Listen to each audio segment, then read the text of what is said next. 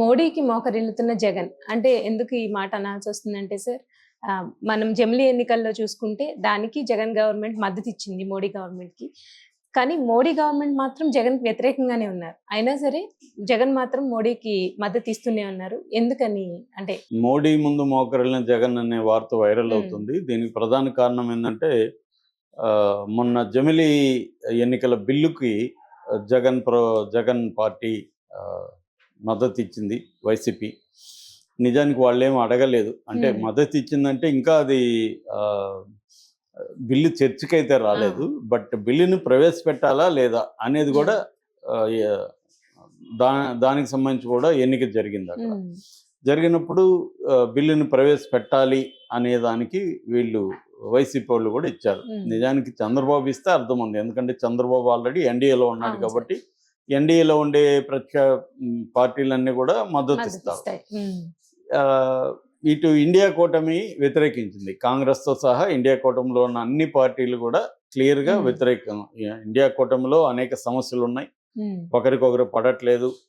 అన్ని చోట్ల పొత్తులు పెట్టుకోవట్లేదు. ఫర్ ఎగ్జాంపుల్ ఢిల్లీలో ఎన్నికలు జరుగుతుంది, పెట్టుకోలేదు. హర్యానాలో ఆప్తో పెట్టుకోలేదు. ఆల్రెడీ మమత నేనే లీడ్ చేస్తాను అన్నట్టుగా మాట్లాడుతుంది. ఇలాంటి అనేక లోకలు ఉన్నా కూడా ఈ బిల్లుకి సంబంధించి వచ్చేసరికి యునైట్గా వాళ్ళు వ్యతిరేకించారు. ఈ బిల్లుని అసలు ప్రవేశపెట్టడానికి కుదరదని. బట్ మెజారిటీ వాళ్ళకి వచ్చింది కాబట్టి బిల్లు ప్రవేశపెట్టారు. అయితే మేము ఈ బిల్లుని ముందుగా జాయింట్ పార్లమెంటరీ కమిటీకి పెడతామని మోడీ అన్నాడు. ఎందుకంటే 2/3 మెజారిటీ ఉండాలి. 2/3 మెజారిటీ అనేది మోడీకి లేదు కాబట్టి కొంత టైం తీసుకొని మనం మ్యానిపులేట్ చేసి మెజారిటీ తెచ్చుకోవాలనేది మోడీకి ఉంది. సో ఈ కాంటెక్స్ట్లో ఇటు బీఆర్ఎస్, ఇటు జగన్, వైసీపీ, ఏఐడిఎంకే, అకాలీదళ్ ఇవన్నీ కూడా నాన్ కాంగ్రెస్, నాన్ బీజేపీ. వీళ్ళు అంటే నాన్ కూటమి, ఇండియా కూటమి, నాన్ ఎన్డీఏ కూటమి. సో వీళ్ళు కూడా మద్దతు ఇస్తున్నారు. ఇక్కడ బీఆర్ఎస్ ఎందుకు మద్దతు ఇస్తుంది అనేది మనందరికీ తెలిసిన రహస్యమే. ఎందుకంటే కవిత మీద కేసు ఉంది, బెయిల్ మీద ఆమె బయట ఉంది. రేపొద్దున బెయిల్ క్యాన్సిల్ చేయమని వాళ్ళు మళ్ళీ అడగచ్చు. కాబట్టి ఆ కత్తి వేలాడుతూ ఉంది. రేపొద్దున ఇంకా ఇక్కడ రేవంత్ రెడ్డి కేసులు పెడుతున్నారు. ఆల్రెడీ కేటీఆర్ మీద, కేసీఆర్ మీద, హరీష్ రావు మీద, వీళ్ళ ముగ్గురు మీద కేసులు దగ్గరకు వస్తున్నాయి. ఆల్రెడీ ఫార్ములా ఈ రేస్కు సంబంధించి కేసు ఈరోజు రేపు కేటీఆర్ జైలుకి పోయే అవకాశం ఉంది. ఈ కేసుల్లో ఈడీని కూడా ఇన్వాల్వ్ చేస్తే, అంటే మోడీ అనుకుంటే రేపొద్దున మోడీకి యాంటీ అయితే ఈడీ వస్తుందని మామూలుగా చెప్తుంటారు. సో ఈడీ కూడా వచ్చిందనుకో త్వరగా బెయిల్ కూడా రావు. ఆల్రెడీ మనం చూసాము, కవిత 6 నెలలు జైల్లో ఉండొచ్చింది.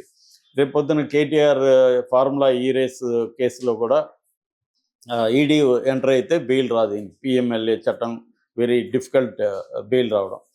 సో రేవంత్ రెడ్డి కూడా మోడీతో కలిసి మీరు ఈడీ రండి, ఎందుకంటే enemy of the enemy friend అనే దీంట్లో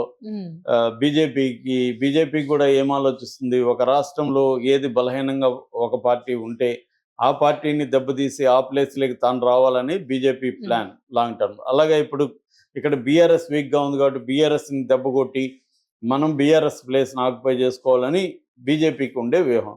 అందువల్ల రేవంత్ రెడ్డికి బీజేపీ కూడా హెల్ప్ చేసే అవకాశం ఉంది. సో దీన్ని కొంత తగ్గించుకోవాలంటే మోడీకి సపోర్ట్ చేయడం అనేది అవసరం బీఆర్ఎస్కి ఉంది. అలాగే వీళ్ళు చేశారు. జగన్ ఎందుకు చేశాడు? జగన్ ఇదొకటే కాదు, ఓం బిర్లా ఎలక్షన్ అప్పుడు, అంటే పార్లమెంట్ స్పీకర్ ఎలక్షన్ అప్పుడు అసలు జగన్ మద్దతు ఎవరు అడగలేదు. అంటే అడిగారు ఇదిగా, కానీ అవసరం లేదు. జగన్ మద్దతు అనేది లేకపోయినా మెజారిటీ ఉంది వాళ్ళకి. కానీ జగన్ ఎందుకు ఇచ్చాడు? జగన్ ఇవ్వాల్సిన అవసరం లేదు. అయితే జగన్ ఒక పక్క బీజేపీకి మద్దతు ఇస్తూనే ఒక పక్క ఇండియా కూటమికి కూడా, అదేదో అంటారు కదా, నీతో ఉంటాను ఇంకొకరి కన్ను గుట్టాలని ఒక ఇది వస్తుంది. అలాగా ఒకవైపు ఉంటేనే అటువైపు కన్ను గీకాడు. అందుకని ఢిల్లీకి వెళ్ళి హడావిడిగా అక్కడ ధర్నాలు అవి చేసి నానా రభసంతా చేసి ఎన్డీఏ వాళ్ళ సహాయం తీసుకున్న వాళ్ళందరూ వచ్చి కూడా మద్దతు తెలిపారు. ఎక్సెప్ట్ కాంగ్రెస్. ఇండియా కూటమి వాళ్ళందరూ వచ్చి అక్కడ ఇండియా కూటమి వాళ్ళందరూ కూడా వచ్చి అక్కడ మద్దతు ఇచ్చారు.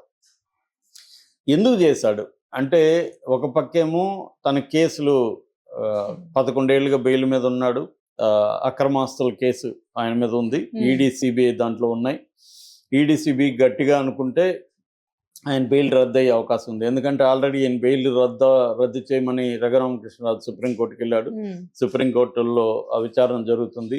ఆల్రెడీ సుప్రీంకోర్టు ఎందుకు ఈయన ఇంతకాలం బెయిల్ మీద ఉన్నాడు, ఎందుకు ఆలస్యం చేస్తున్నారని కూడా సిబిఐని వీళ్ళని అడుగుతున్నారు. సిబిఐ వీళ్ళు కూడా సమాధానాలు ఇచ్చే పరిస్థితి ఉంది. సో ఈ కాంటెక్స్ట్ లో మోడీ గాని అనుకుంటే సిబిఐ ఈడీ కానీ గట్టిగా బెయిల్ రద్దు చేయండి, మేము త్వరగా కేసుని డీల్ చేస్తామంటే సుప్రీంకోర్టు కూడా బెయిల్ రద్దు చేసే అవకాశాలు ఉంది. ఎందుకంటే ఎకనామిక్ అఫెన్సెస్ లో స్ట్రిక్ట్ గా ఉండాలని సుప్రీంకోర్టు అనేక సార్లు చెప్పింది. హత్యలు కూడా ఒక్కోసారి ఇంటెన్షనల్ కాకుండా ఆన్ ద స్పాట్ ఎమోషనల్ గా జరుగుతాయి. అప్పటికప్పుడు ఎమోషనల్ లో కోపం వచ్చి చంపేసేవి ఉంటాయి. కానీ ఎకనామిక్ అఫెన్సెస్ అలా ఉండదు. చాలా ప్లాన్డ్ గా కోల్డ్ బ్లడెడ్ గా ప్రజాధనాన్ని దుర్వినియోగం చేయడానికి ఒక పన్నాగం, ఒక ప్లాన్ చేసుకొని చేస్తారు. కాబట్టి వీటి పట్ల స్ట్రిక్ట్ గా, ఇవేమి స్పర్ ఆఫ్ ద మూమెంట్ జరగవు అని సుప్రీంకోర్టు అనేక సార్లు చెప్పింది. అందుకని మామూలుగా ఇట్లాంటి కేసుల్లో స్ట్రిక్ట్ గా ఉంటుంది. కాబట్టి జగన్ కి మామూలుగా అయితే బీజేపీ పట్ల భయం ఉండాలి. కానీ ఎందుకు జగన్ ఇండియా కూటమి వైపు వెళ్ళాడు అంటే, ఇప్పుడు ఏంటంటే ప్రాబ్లం జగన్కి, ఇక్కడేమో చంద్రబాబు నాయకత్వంలో ఎన్డీఏ ప్రభుత్వం ఉంది, అక్కడ కూడా చంద్రబాబు మద్దతుతోనే ఎన్డీఏ ప్రభుత్వం ఉంది. కాబట్టి ఎన్డీఏ ప్రభుత్వం చంద్రబాబుకి అనుకూలంగా ఉంటుంది, జగన్కి వ్యతిరేకంగా ఉండాల్సిన పరిస్థితి ఎన్డీఏకి ఉంది, అంటే మోడీకి ఉంది. సో ఈ క్రమంలో జగన్కి ఉన్న మార్గాలు ఏంటి? జగన్ని జైల్లో పెట్టాలనేది ఇటు చంద్రబాబుకి, లోకేష్కి, పవన్ కళ్యాణ్కి గట్టిగా ఉంటుంది. ఎందుకంటే చంద్రబాబుని జైల్లో పెట్టాడు. 75 ఏళ్ళ వయసులో చంద్రబాబుని 53 రోజులు జైల్లో పెట్టాడు. ఖచ్చితంగా జగన్ని పెట్టాలనేది వీళ్ళకు ఉంటుంది కదా. సో జగన్ని పెట్టాలంటే ఒకటి, ఈ చిన్న కేసుల్లో ఇక్కడ స్టేట్ లెవెల్లో కేసుల్లో పెడితే బెయిల్ త్వరగా వచ్చేస్తుంది. అటు కాకుండా దీంట్లో కానీ అయితే ముఖ్యంగా కన్విక్షన్కి పడేట్టుగా కానీ చూసుకుంటే జగన్కి ఒక 2 ఏళ్ల పైన కన్విక్షన్ కానీ అయితే రాజకీయ జీవితం సమాప్తం జగన్ది. అది చేయాలనేది చంద్రబాబుకు ఉంటుంది కదా. ఎవరికైనా ప్రతిపక్ష పార్టీలని కంప్లీట్గా తుదముట్టించేసి మనమే నిలబడాలనేది ఉంటుంది. ఇదొక యుద్ధం లాంటిది. యుద్ధంలో శత్రువుని చావు దెబ్బతీయాలనే కదా ఎవరైనా అనుకుంటారు. శత్రువుని బతికించి పోరాటం చేద్దామని ఎవరు అనుకోరు. మ్యాక్సిమం శత్రువుని చంపేస్తే వీళ్ళు క్లియర్ అవుతుంది అనేది అనుకుంటారు యుద్ధంలో. పొలిటికల్గా అవతలని చంపేయాలని అనుకుంటారు. కాబట్టి ఈ యాంగిల్లో చంద్రబాబు చేస్తే జగన్కి ఇబ్బంది. చంద్రబాబు చేయకుండా ఉండాలంటే మోడీ అండ కొంత జగన్కి అవసరం. అట్లని మోడీ ఏమి ఉత్సాహం చూపెట్టలేదు. అందుకని ఇండియా కూటమి అంటే, నువ్వు లేకపోతే నువ్వు నన్ను హక్కుని నేను నీ దగ్గరికి వస్తున్నా, నువ్వు నన్ను హక్ చేసుకోకపోతే నేను వాళ్ళని పోయి హక్ చేసుకుంటాను, వాళ్ళు కూడా రెడీగా ఉన్నారు అన్న సిగ్నల్ పంపించడానికి మోడీకి ట్రై చేశాడు. కానీ మోడీ వాళ్ళు పట్టించుకోవట్లే. అందుకని మళ్ళీ అటువైపు గట్టిగా వెళ్ళలేదు. ఎందుకంటే కాంగ్రెస్ కూడా అంత ఉత్సాహం చూపిస్తుంది. ఇంకొక ప్రాబ్లం జగన్కి అంటే షర్మిల చాలా తలనొప్పిగా మారిపోయింది. ఆ అమ్మాయి అంత ఈజీగా వదిలేయట్లేదు. సో అందుకని ఇప్పుడు షర్మిలని డీల్ చేయాలంటే కూడా మోడీ గట్టిగా మనతో ఉంటే ఇక్కడ కూడా కూటమి మనల్ని ఏం చేయకపోవచ్చు అన్న ఒక యాంగిల్ ఉంది. అది కుదరనప్పుడు ప్లాన్ బి కూడా ఉండాలి కదా. ప్లాన్ బి ఏంటంటే ఇండియా కూటమిలోకి వెళ్ళడం. ఇప్పుడు కాంగ్రెస్కి అక్కడ మమతా బెనర్జీ వీళ్ళకి మధ్య గ్యాప్ వచ్చేసరికి మమతా బెనర్జీని సపోర్ట్ చేస్తూ ఆల్రెడీ స్టేట్మెంట్ కూడా ఇచ్చారు. అంటే కాంగ్రెస్ని వ్యతిరేకించి మమతా వైపు వెళ్తే కాంగ్రెస్ లేని కూటమి, ఇండియా కూటమి రేపు పొద్దున ఏర్పడే పరిస్థితి ఉంటే జగన్ దాంట్లోకి జంప్ అవ్వాలనేది అదొకటి రూట్ అలా ఉంచుకున్నాడు ఆప్షన్. ఎప్పుడైనా ప్లాన్ ఏ ఒకటే ఉంటే కష్టం, ప్లాన్ బి, సి ఉండాలి. జగన్ మంచి చెస్ ప్లేయర్ అని చెప్తాడు. సో అందుకని ఆయనకి వ్యూహాలన్నీ తెలియకుండా ఏమి ఉండవు. సో అందుకని ఇప్పుడు మోడీకి మోకరిల్లి ఖచ్చితంగా మోకరిల్లాలి. మరి చంద్రబాబు కూడా మోకరిల్లాడు కదా ప్రతిపక్షంలో ఉన్నప్పుడు కూడా. సో ఎవరైనా అధికారంలో ఉన్నప్పుడు మోకరిల్లాలి, లేకపోతే జైలు కన్నా వెళ్ళాలి. రెండే మార్గాలు, మోడీనా ఈడీనా. ఈడీ అంటే జైలు, మోడీ అంటే పవర్. సో ఈ రెండే మార్గాలు ఉన్నప్పుడు జగన్ అయినా ఇంకొకరైనా ఆ ప్లేస్లో ఉంటే అదే చేస్తారు. ఇప్పుడు అదే చేస్తున్నారు. అందుకని మాటికి అక్కడ విజయసాయి రెడ్డి అమిత్ షాతో పోయి కూర్చుంటున్నాడు. సో రాజకీయ అమిత్ షాతో కలిసారంటేనే రాజకీయాలు అనమాట. మోడీతో కలిస్తే అభివృద్ధి మిగతావి, అమిత్ షాతో కలిస్తే రాజకీయాలు అనేది ఆల్రెడీ ఎస్టాబ్లిష్ అయింది ఫ్యాక్ట్. కాబట్టి అమిత్ షాతో కలుస్తున్నాడు మాటి కంటే విషయం ఇది. సో బీజేపీ మరి చంద్రబాబు అని కంట్రోల్ చేసి జగన్ ని కాపాడుతుందా? లేదు. బీజేపీకి ఏంది అంటే చంద్రబాబు కంప్లీట్ గా చంద్రబాబు మీద డిపెండ్ అయ్యే పరిస్థితి బీజేపీకి లేదు.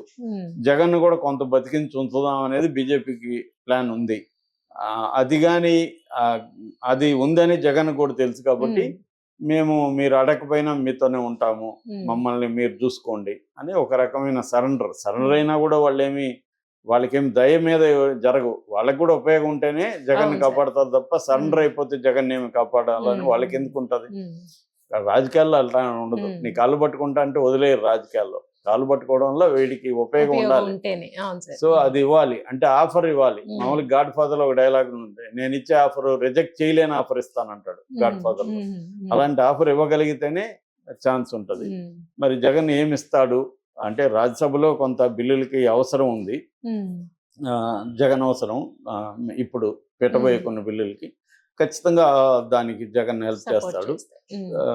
అప్పటికి జగన్ కి 11లో 3 బయటకు వెళ్ళిపోయినాయి. సో ఇంకా 8 మంది ఉన్నారు. మిగతా వాళ్ళు కూడా బయటకు వస్తారు. ఏదేమైనా ఈ వ్యూహ ప్రతి వ్యూహాల్లో జగన్